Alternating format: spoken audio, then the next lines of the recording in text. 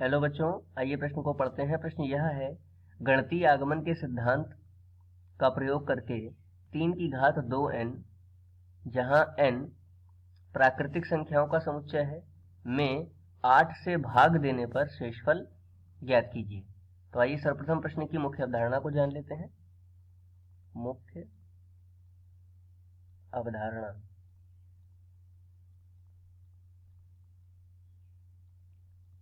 देखिए, सर्वप्रथम हम यही जानेंगे कि गणितीय आगमन का प्रथम सिद्धांत क्या है।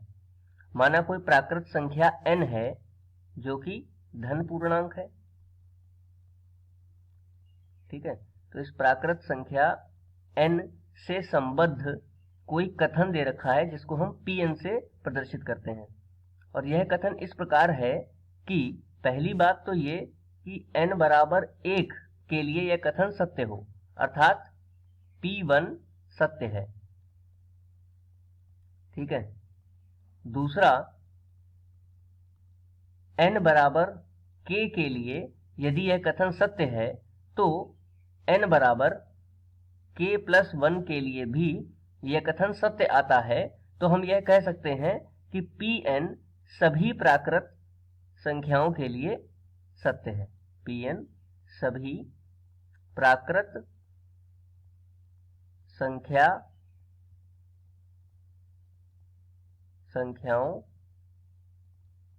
के लिए सत्य है।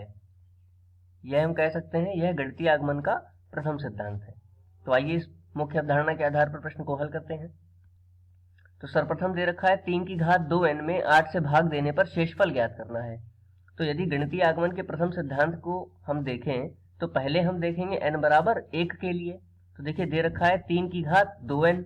अब यहां पर यदि हम n का मान 1 रखेंगे तो हमें क्या प्राप्त होगा? 3 की घात 2 गुणा 1 यानी कि 2, ठीक है। अब 3 की घात 2 कितना हो जाएगा? 9 हो जाएगा। यदि हम 9 को 8 से भाग देते हैं तो हमें क्या प्राप्त होगा?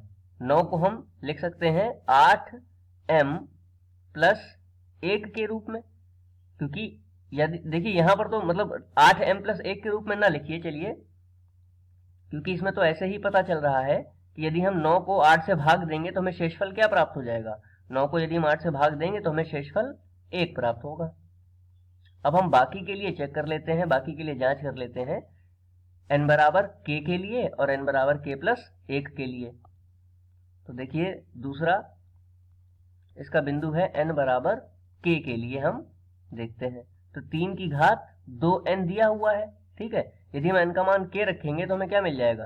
3 की घात 2k मिल जाएगा, ठीक है। अब मान लिया कि यह 8 से भाग देने पर एक शेषफल बचता है, ठीक है।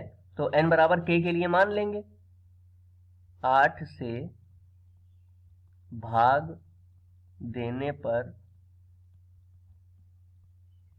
शेषफल 1 आता है, ऐसा हमने मान लिया। अब ऐसा यदि हमने मान लिया तो हम 3 की घात 2k को क्या लिख सकते हैं? 8 लैम्डा प्लस 1 के रूप में लिख सकते हैं, क्योंकि 8 से भाग देने पर एक शेषफल अगर बच रहा है तो उसको हम लिख सकते हैं 8 लैम्डा प्लस 1, ठीक है।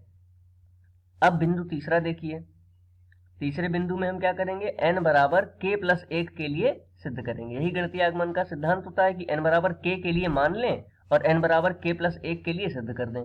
तो n बराबर k प्लस 1 जब रखेंगे तो देखिए कितना हो जाएगा? 3 की घात 2n दे रखा है, तो 2n की जगह कितना रख देंगे? 2k प्लस 1, ठीक है। अब इसको क्या लिख सकते हैं? 3 की घात 2k प्लस 2 एकम 2।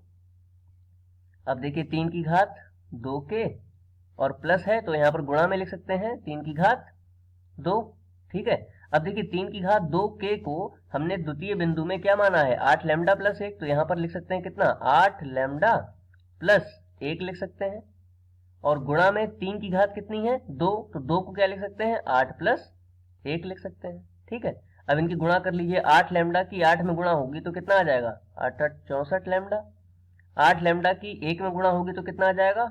8 लैम्डा प्लस 1 की गुणा 8 में होगी तो कितना आ जाएगा? 8 आ जाएगा।